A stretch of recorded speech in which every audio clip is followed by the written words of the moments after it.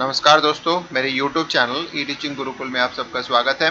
Operating system के next video lectures में मैं सीपीयू शेड्यूलिंग के प्रायोरिटी बेस्ड शेड्यूलिंग को बताने जा रहा हूं। तो प्रायोरिटी बेस्ड शेड्यूलिंग में जनरली हम एक प्रायोरिटी पैरामीटर को यूज़ करते हैं which is going to be use as a job selections, यानी सीपीयू में जॉब को एग्जीक्यूट करने के लिए ये एक मेन पैरामीटर के फॉर्म में हम यूज़ करते हैं। तो चलिए दोस्तों, इस वीडियो को हम लोग देखते हैं। इस वीडियो को लास्ट तक देखेंगे ताकि आपको एक न्यूमेरिकल प्रॉब्लम है जिसको मैं जस्ट थ्योरी के बाद उसको समझाऊंगा, तो इसलिए लास्ट तक इस वीडियो को देखिएगा, तो जिससे आपको पूरी चीज़ें समझ में आ जाएगी कि ये शेड्यूलिंग काम कैसे करता है।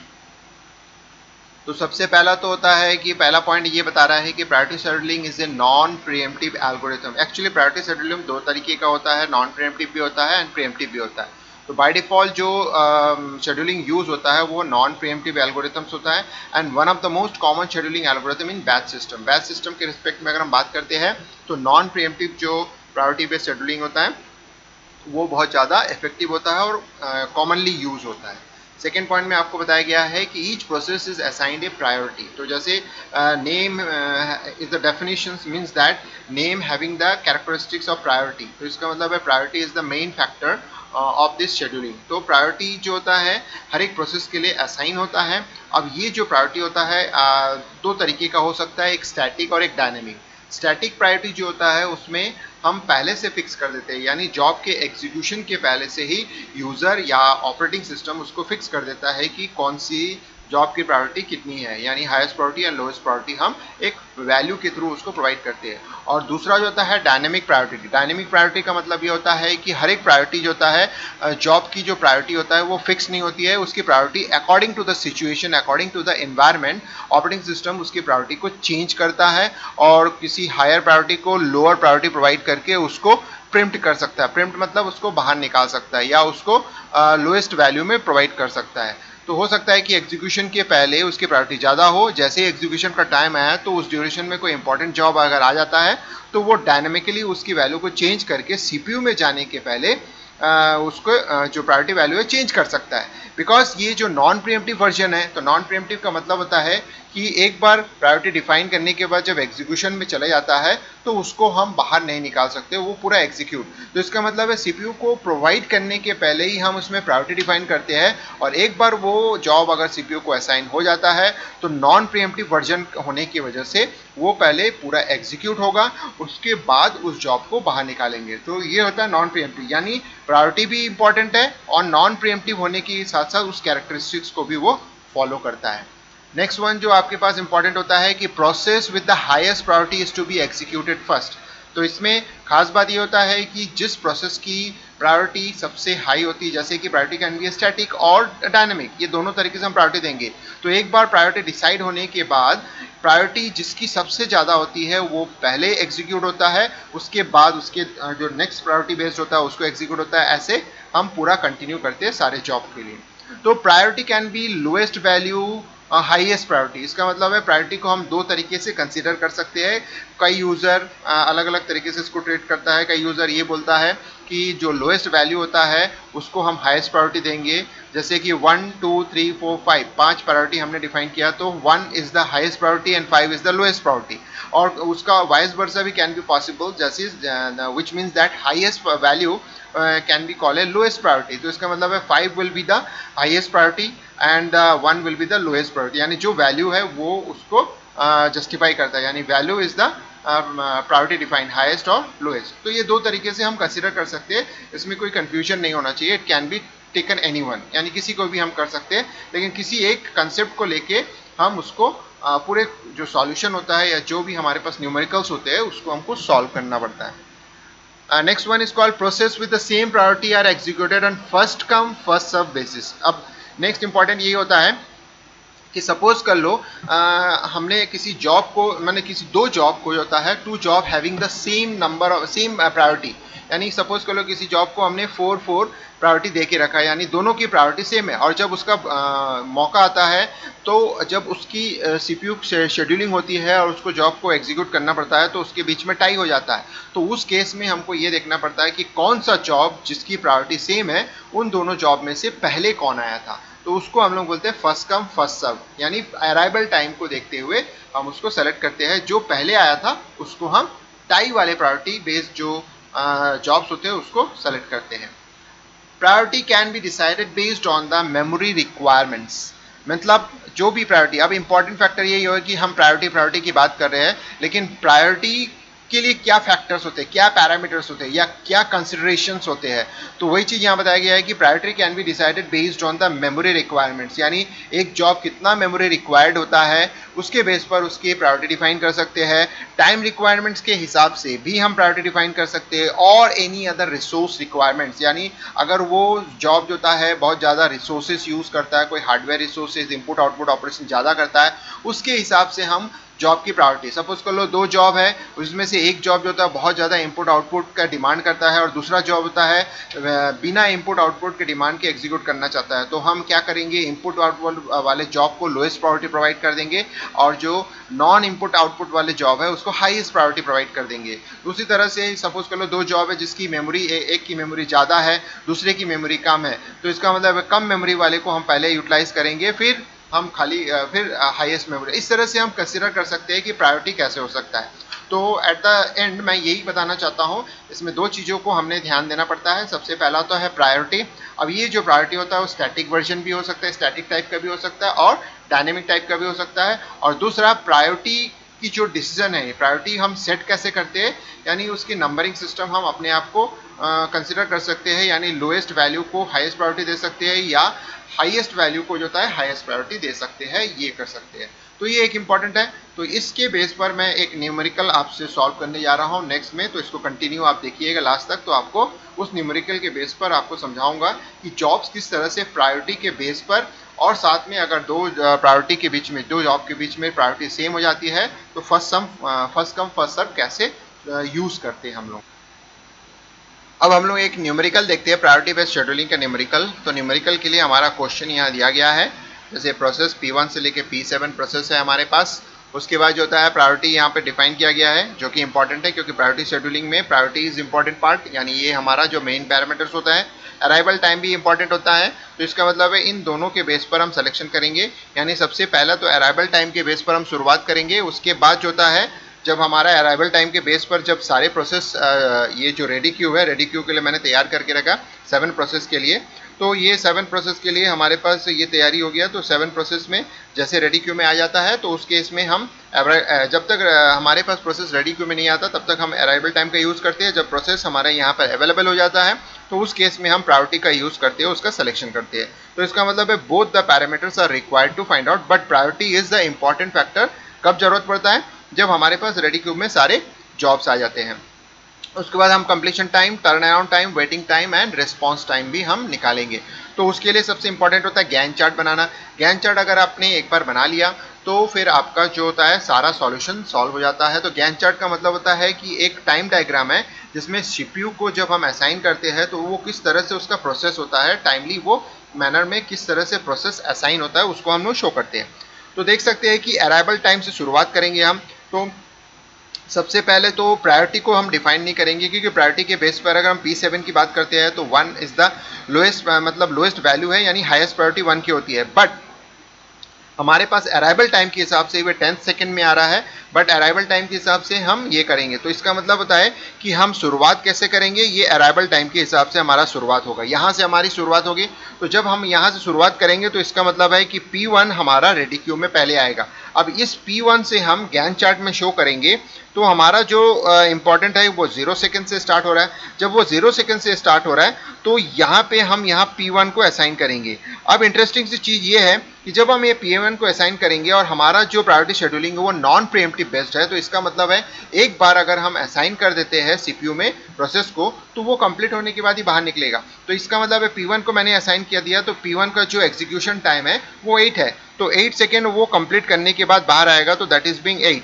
अब नेक्स्ट जो हमको ये देखना है कि इस 8 सेकेंड के ड्यूरेशन पे, यानी हम देखेंगे कि 0 से लेके स्टार्ट किया है, P1 एग्जीक्यूट हो रहा है, 8 होने तक नॉन प्रीएम्प्टिव होने की वजह से 8 सेकेंड तक वो एग्जीक्यूट करेगा। एग्जीक्यूट करने के बाद जो होता है यानी P1 ये जो होता है एग्जीक्यूशन हो गया, यानी P1 का ये खत्म हो गया, यानी P1 का जॉब पूरा खत्म हो गया। अब लेकिन इस 8 सेकेंड के ड्यूरेशन में यानी 8 यूनिट ऑफ टाइम के ड्यूरेशन पे you can see that the arrival time is going to be activated, यानी 1, 3, 4, 5 एंड 6 सारे के सारे एक्टिवेट हो जाते हैं। तो इसका मतलब है कि हम देखेंगे P2, P3, P4, P5 and P6 as well as P6। P7 नहीं आएगा कि वो 10 सेकंड के ड्यूरेशन पे आ रहा है। तो इसका मतलब है ये सारे के सारे अब अवेलेबल हो गए, एक सिर्फ खाली बचा हुआ है जो कि लास्ट में जो नेक्स्ट ड्यूरेशन ऑफ टाइम है उसमें।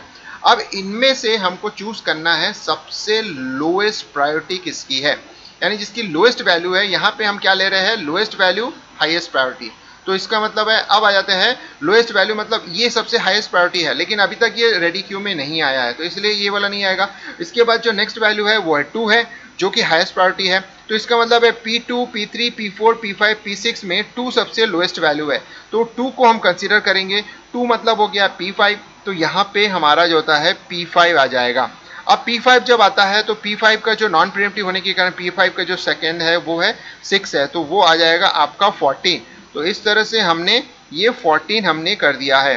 अब इंटरेस्टिंग सी बात है कि इस 14 के ड्यूरेशन पे आप देख सकते हो कि ये जो P7 है इट इज ऑल्सो भी एलिजिबल। तो ये ऑल्सो जब ये एलिजिबल हो जाता है तो यानी P7 को मैं अब रेडी क्यू में डाल देता हूँ। अब आ जाते हैं कि P5 का काम खत्म हो गया, तो P5 को हमने यहाँ से हटा दिया, यानी P5 का काम खत्म। अब आ जाते हैं कि हमारे पास P2, P3, P4, P6 and P7 इनमें से जो हाईएस्ट प्रायोरिटी है उसको लेंगे। तो हाईएस्ट प्रायोरिटी में हमारे पास क्या बचा हुआ है, अब आ जाता है नया P7 एंट्री कर दिया है लेकिन इसकी प्रायोरिटी सबसे हाईएस्ट हो गई, लोएस्ट वैल्यू हाईएस्ट प्रायोरिटी। तो इस केस में हमारे पास क्या हो रहा है कि P7 यहाँ पे अब आ जाएगा, यानी जैसे ही एंटर हुआ है यानी उसका चांस भी आ गया क्योंकि प्रायोरिटी के बेस पर उसका सिलेक्शन हो रहा है। अब ये जैसे 1 सेकेंड है तो ये 1 सेकेंड के लिए काम करेगा, यानी 14 के बाद ये हो गया 15 में ये, तो यानी P7 का भी काम खत्म। P7 भी हमारे लिस्ट से इसका काम खत्म। अब हमारे पास लिस्ट में बचा है P2, P3 and P4 and P6। तो P2, P3, P4 and P6 में से हम देखते हैं जो नेक्स्ट हाईएस्ट प्रायोरिटी है वो है 4 है, ठीक है। तो इन 4 के बीच में हम देख सकते हैं कि ये टाई हो गया क्योंकि ये सब सारे सब खत्म हो गए, तो अब बचे हुए जो होता है उनमें से ये टाई हो गया सबसे लोएस्ट।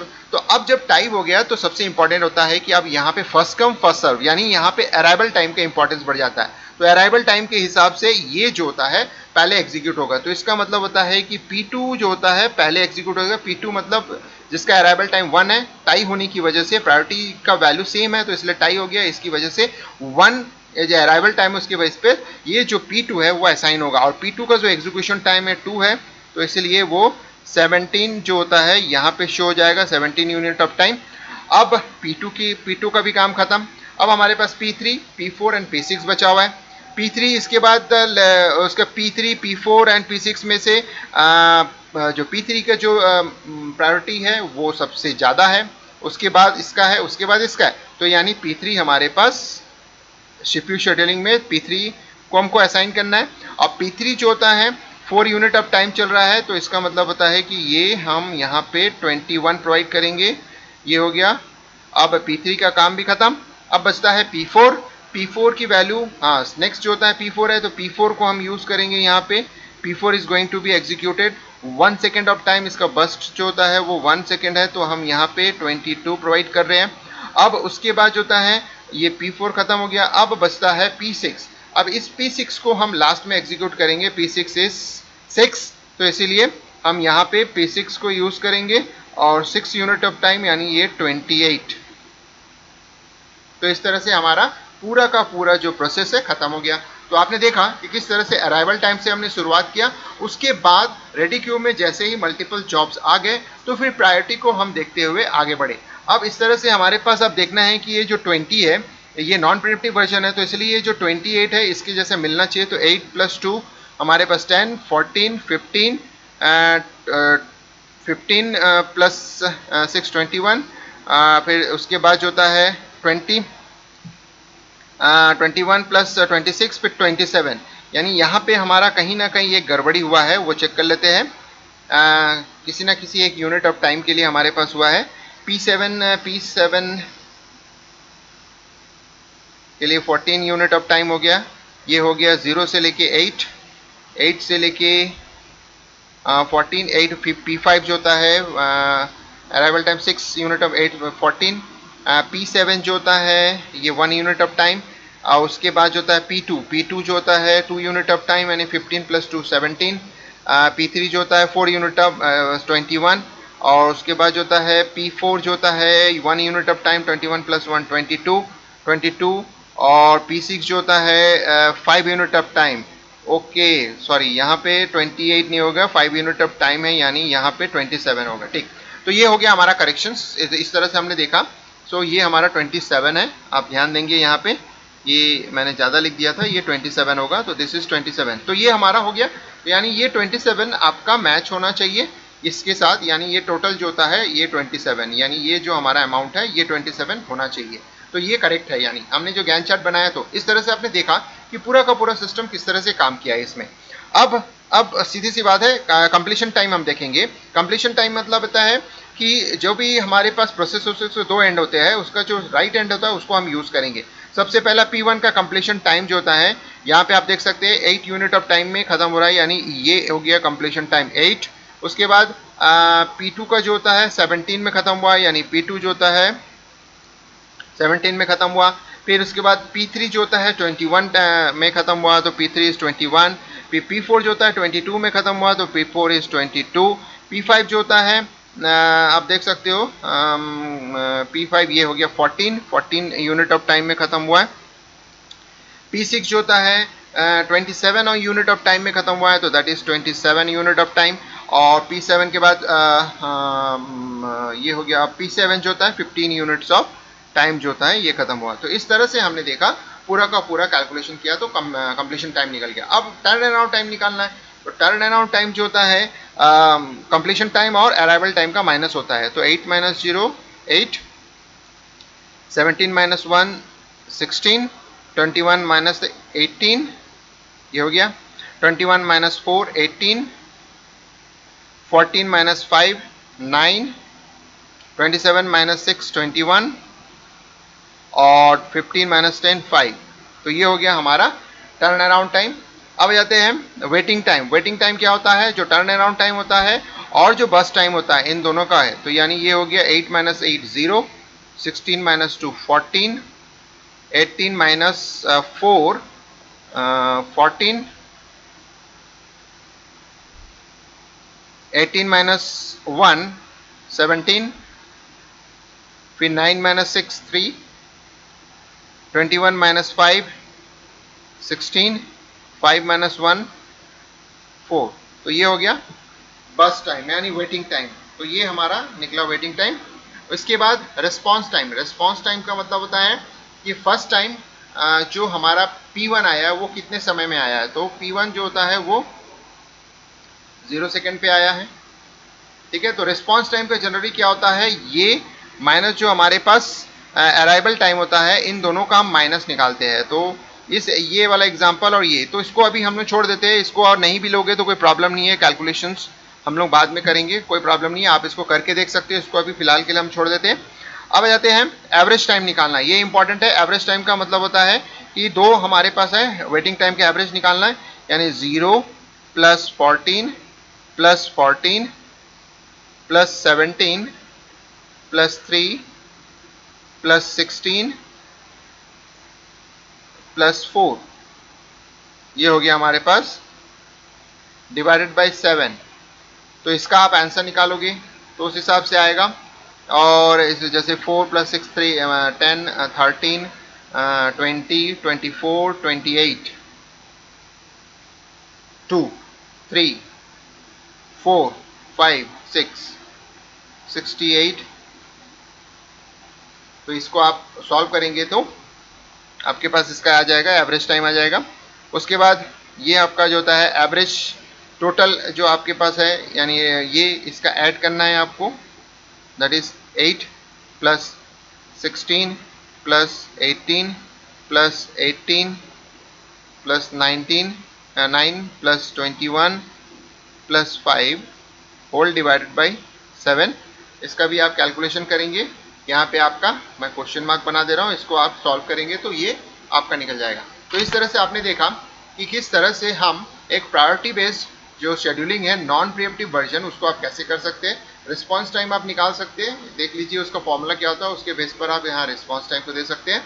तो चलिए दोस्तों, अगर ये आपका प्रायोरिटी शेड्यूलिंग बेस्ड जो न्यूमेरिकल है ये आपको अगर अच्छे से समझ में आया तो इसको लाइक कीजिए, ज़्यादा से ज़्यादा शेयर कीजिए और मेरे यूट्यूब चैनल को सब्सक्राइब करना ना भूलिए। और कोई भी इससे रिलेटेड कन्फ्यूजन हो या कुछ भी चीज़ें या डाउट हो या कोई सजेशन हो या कोई दूसरा कोई ऐसे वीडियो है जो कि आपको चाहते हो कि मैं आपको बना के उसको प्रेजेंट करूं, तो आप डेफिनेटली मुझे कमेंट बॉक्स में कमेंट कीजिएगा और बेल आइकन को प्रेस करना नहीं भूलिएगा। तो वंस अगेन दोस्तों, इस वीडियो को लास्ट तक देखने के लिए धन्यवाद।